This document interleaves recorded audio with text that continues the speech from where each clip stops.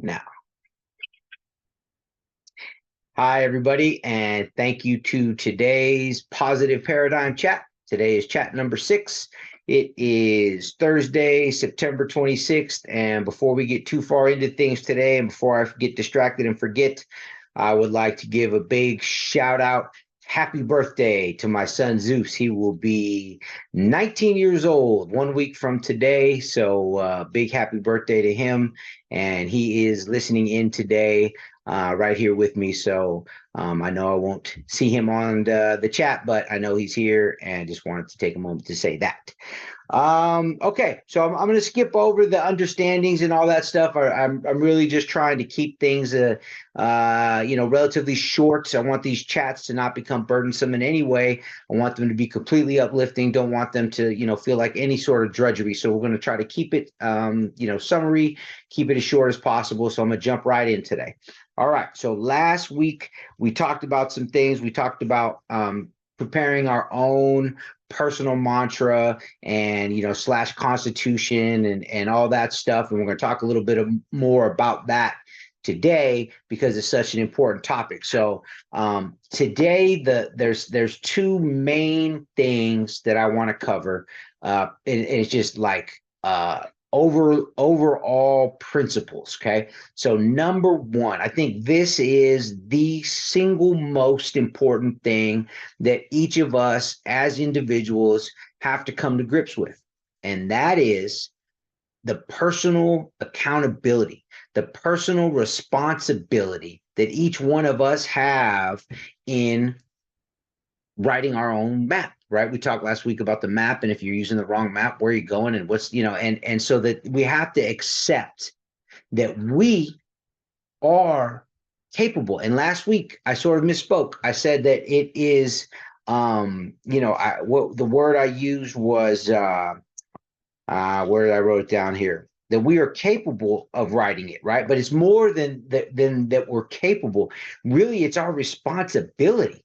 It's our job. It's like this is our thing in life. It's our whole life, right? So I really want to emphasize that point because until we really accept that we're personally responsible, and we've all had circumstances in our lives, and we've all had challenges, and we've all had things that and some of us to more or less of a degree. And I'm not trying to have any sort of contest in terms of, my journey was tougher than yours or yours was tougher than mine. It doesn't matter. At the end of the day, none of that matters. Here we are. Here you are, a responsible adult. And I'm talking to myself. Here I am, a responsible adult, able, responsible for writing my own map, being the person that I want to be, right? So that's number one. If when we think about it, if you're not writing your map, if you're not programming it, who is? Right? We touched on this a little bit last week, but it's so important, right? Because I was thinking about this. Who's leading us if we're not leading us? We tend to conform to social norms. I was talking to a friend this week, and she was sharing with me about a client that she had, and it was sort of a discussion. I don't want to get into all the details, but the lady made mention of the fact that she was really concerned and had a lot of anxiety about when she went out into public that people might make fun of her shoes or be very judgmental about the shoes that she wore out, and therefore a lot of times she just wouldn't go out. And because she did, that was like a real thing for her. And I don't mean to trivialize that in any way. And it really made me think, I'm like, wow, that lady is really like confined. Her life is restricted by how she thinks other people are going to think about her shoes. And it just got me thinking, what else? What things like that restrict me? What things like that do I live my life by? What kind of rules? And it made me think, and I remember this very clearly. It was a very distinct memory for me. And I was out on the ball fields, and I was coaching my daughter's softball team at the time.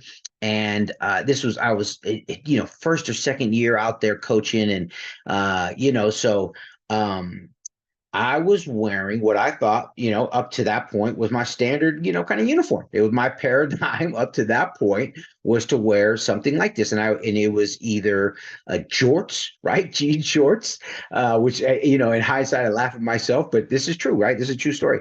Or cargo shorts, which to me, cargo shorts sort of were cooler or more acceptable than jean shorts. But this is the day I learned that, right? So I'm wearing jean shorts and I'm wearing crew socks. And this is how we used to do it, right? Back in the day in the 90s, right? Like we used to take our crew socks and just kind of scrunch them down, right? And they were just scrunched down on top of your tennis shoes. And that was an acceptable look with your shorts, right? With your jorts, which were at the time hanging down past my knees or whatever it was, right? So here, none of that. My poor fashion is not the point. My point is what changed it. And what changed it was this day down at the ball field, I overheard, and at this time my daughter was, 10, 11, something like that.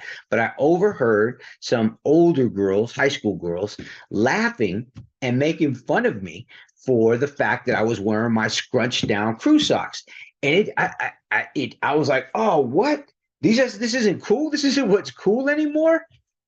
And since that day, guess what I have not done, for better or for worse. Some would say, yeah, that's been way out of fashion, whatever it is. But just think about that, just sort of, in concept. I allowed those two young ladies, and they were not even aware of it, to change my paradigm right there. Right then and there, I changed. I stopped wearing those scrunchy socks. I got to say some ankle socks, which, again, better or worse, depending, fashion isn't the point. My point is it's little things. We talked about, in terms of, did somebody tell you when you were young, oh, you're not a good singer. And then boom, from that point forward, you're not a singer, or you're not very creative, or you're not a good athlete, or you're not good at math, whatever the case is. And we accept it. And we accept it. We can't accept that. That's the thing. So that brings me back to the point of who is leading our paradigm, who has programmed our paradigm. And it's not just one person. And it's, and again, it doesn't matter, because whatever happened, whoever programmed it, whatever happened to get here, you're here. And now it's your responsibility to make the change. That's number one. First thing we have principle that we all have to accept. We individually are responsible for our own business, for our own paradigm, for our own future, for how we act going forward. Okay. That's number one. That's the number one thing. And then, it's interesting because I talk endlessly, and a lot of the principles that I'm sharing are from Change Your Paradigm, Change Your Life by Bob Proctor. But and I read that book or part of that book daily, and I continue to read through it, chapters and back and forth. That's just part of what I do now. But also, I started reading The 7 Habits of Highly Effective People by Stephen Covey. And guess what they talk about in that book? I mean, it's the same exact stuff. First 2 habits. At one point, he simplifies it and he uses a computer analogy. And this is what he says. Habit 1 in the computer analogy is you are the programmer. Habit 2 says, get programming, get to work. You have a job, you have a responsibility. Begin to do it. That's step 2. That's habit 2. Guess what we're talking about? Which we said, number 1, personal responsibility, accountability, accepting it. Number 2, start. Get to work.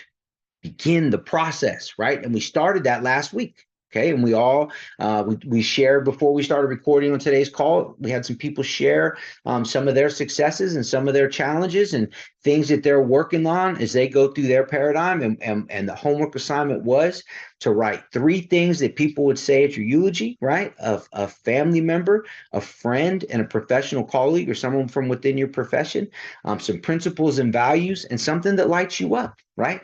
This is the beginning of our personal mantra. Again, Constitution, call it what you want. And again, this is a personal working document. You make it yours, but you have to write it down. And not only do you have to write it down, but you have to keep it in front of you all the time, every day. We all have, again, we have our routine. Make it part of your routine to sit down and read over your principles, what it is that you want people to say. Why is it that you want them to say that? What principles do you want to live by? What things that light you up, and you want to think about it. Why do we want to do it every day?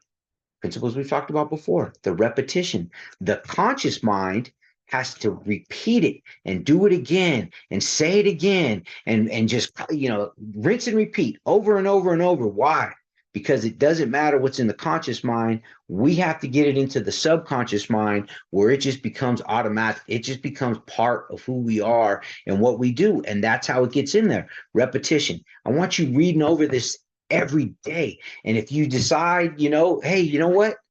I think I like this word, but I want to use this word. Change it.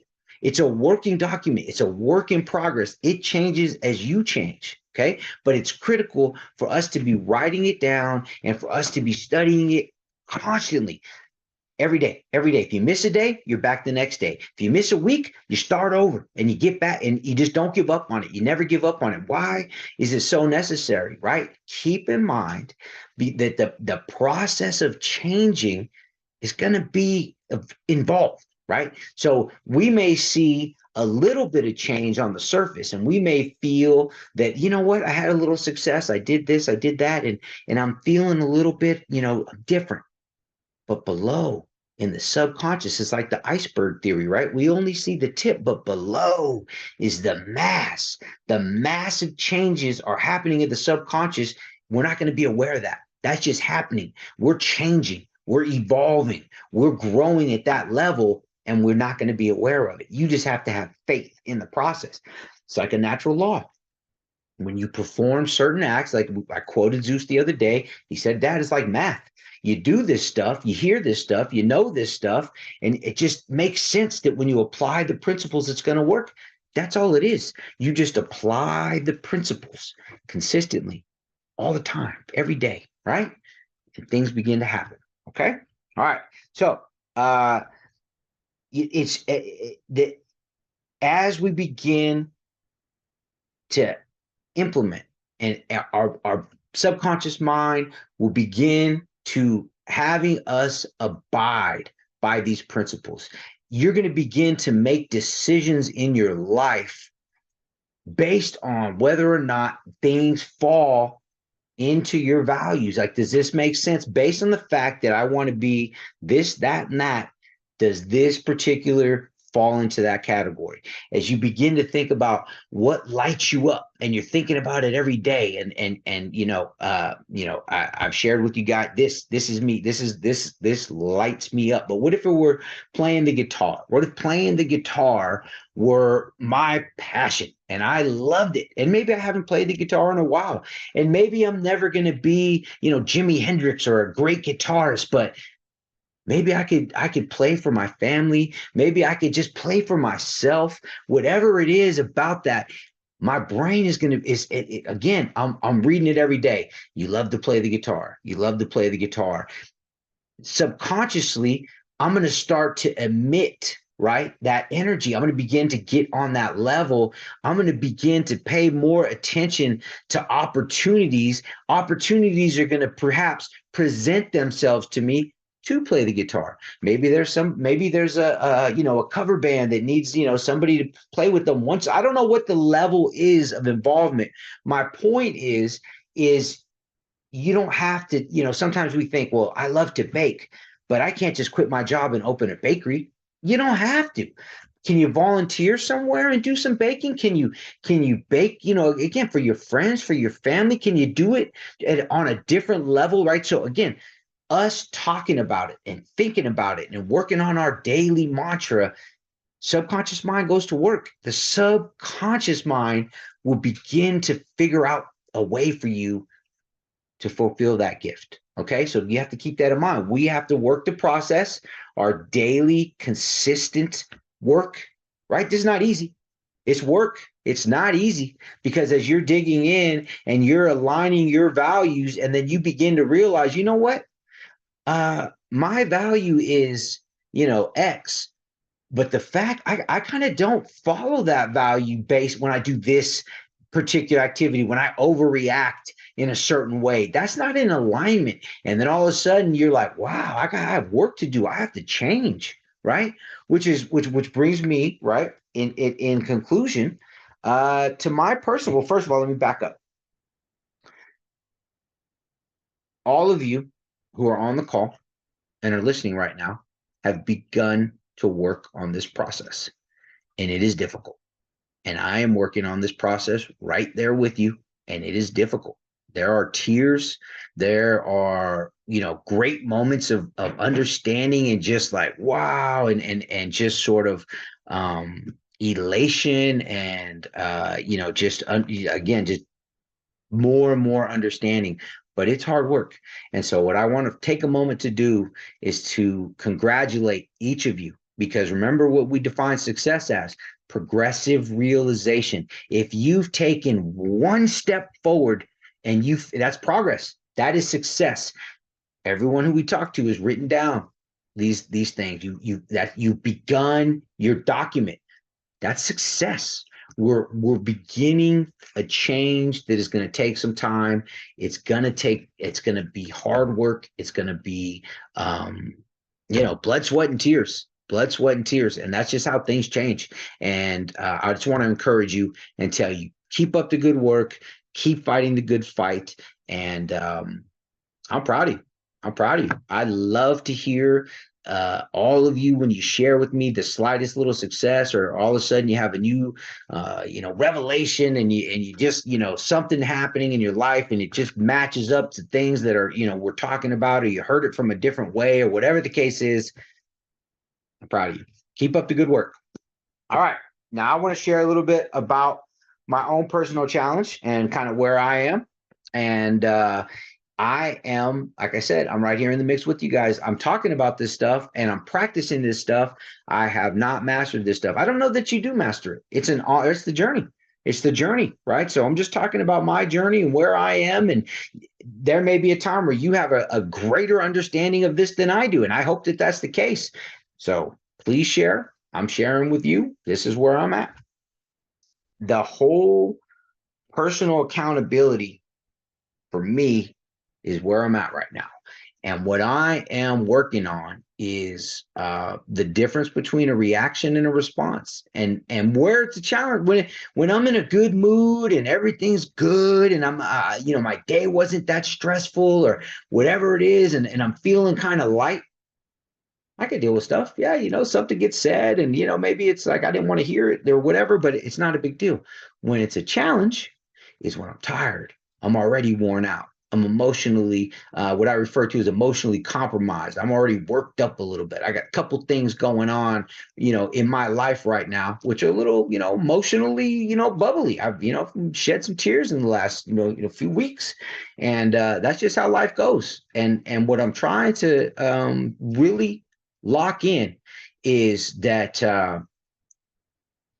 no matter what, no matter how I am, how I got to be how I am, I can change. I have to change. It's my personal responsibility and duty to change for myself, to be the best version of me, for the people that are closest to me who I love, which includes you people right here on the call, to be the best version of myself for you. I owe it to you to present the very best version of me. Am I going to be perfect? No, never. But can I be better? Yes, every day, all the time. There's always room for better. I love the word better, right? That's our natural state. We want to be better. I'm striving to be better. So what I'm working on is that just, I'm upset, something gets said, whoop, I go into that, we've talked about it already, that I shut down mode. And I've had a couple times this past week where I feel the shutdown coming on, and instead of shutdown, and it's almost comical. I sputter out a couple of words, right? Because it's, again, I've previously allowed myself to say, sadly, that, this is how I am. This is what happens. This is what, but again, personal accountability and responsibility, right? Practice what you preach, sir. I am have a couple times spoken, in a not angry way, but sort of instead of shutting down, I managed to get some words out and express my feelings. Now, it wasn't pretty. It was, again, I'm stammering over myself. It's not eloquent speaking, but it was the first step. So guess what I'm calling it? Success, right? That's a successful move. Any progress, success. So I'm proud of myself in that endeavor, right? But I'm working on it because, again, stammering and sputtering out something is better, but it's not the adequate, eloquent, articulate response that I'm capable of, right? I can do better. I can do better, right? And again, it's at those times of challenge where it's the struggle. So it's in those opportunities when they come is the only time that you can practice being different, right? And so that it's again hard work, cheerful, exhale. I feel this way because of that. But doesn't matter. It doesn't matter. All right, here we go. That's about it. The only other thing I wanted to share. Oh, this is it too. Is the change happening? Right. That's the kind of the question. So the last couple of weeks, I've had some big revelations to share with you guys. But here's a more subtle thing that I wanted to share, and that is, again, I've stated forever that I shut down. That's just what happens. That's how it is. I feel and once protected and also encapsulated and unable to speak. Right now, the more I think about that now, as from a paradigm perspective, that's embarrassing. It's embarrassing to me that that's how I respond. I'm a little pouty kid, right? So what's my point? Paradigm is changing. It's changing subconsciously where I'm like, oof, dude, you can't, you don't respond like that. That's embarrassing. Like, look, is that how you want to respond? Is that that's your best effort, that you're going to accept that? And the answer is no, it's not. It's changing. Something is changing. And I just want to share that with you guys as words of encouragement. I'm not perfect. I'm putting in the work. It's working, surprise, surprise. So with that said, keep working. Don't give up on this. Dig in a little bit more. If you feel like you're not putting enough effort, dig in a little bit more. Start reading, studying. I'm telling you, these books, we've talked about them. 7 Habits. It's invisible. This is my Harry Potter Cloak of Invisibility. Okay. I am going to take 2 weeks off. Next week is Zeus's birthday. The week after that, we're going on a little adventure trip, me and him, and I will not be here. So coming back, picking up the Paradigm Chats, we will see chat number 7 in 2 weeks I guess it would be 3 weeks from today, October 17th. We will be back. Of course, we'll send out the link, the Zoom meeting, all that stuff. What we're going to begin to talk about is goal setting. And there's A-type goals, B-type goals, and C-type goals. And we're going to talk about what's the difference and what kind of goals that we're going to begin to set. And so, again, this continuation of working on being the programmer and writing the program. I thank you guys for being here. I think this was a great chat.